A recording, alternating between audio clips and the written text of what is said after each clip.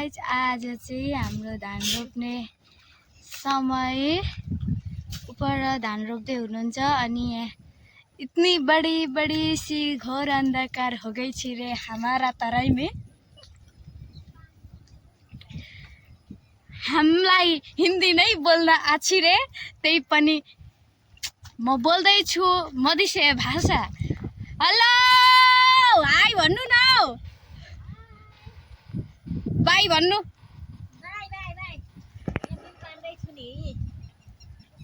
Zoom गरेर देखाइदिनु पर्यो।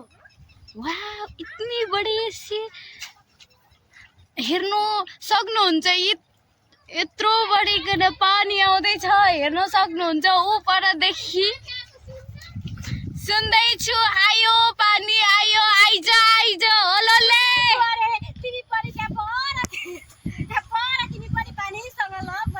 रोप्नु छेमा आयो पानी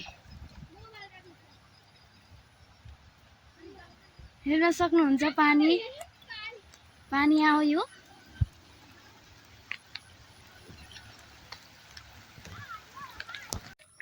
ल मेरा अन्जिताले रोप्दैछ। अनुहार पनि देखा म परौ। वाह भेरी नाइस रोप्दैछ। हेर्नु त यहाँ गाई चोरु अनुहार यता हिटाइदिनु होला।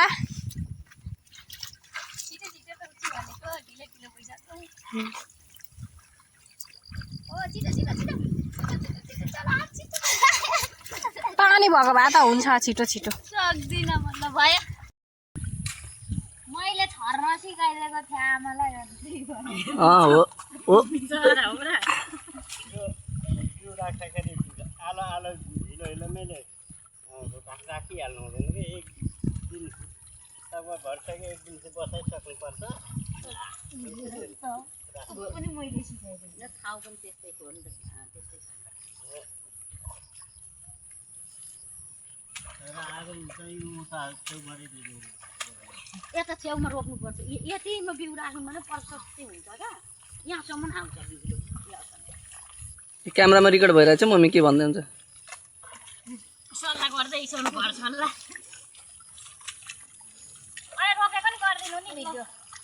2083 सालमा आज हाम्रो फाइनली रोपाइसक्यो। आज हाम्रो रोपारहरू यता हुनुहुन्छ,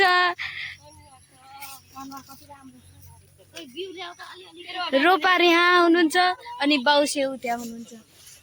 कटु नै खुसी छ यहाँ। अनि म चाहिँ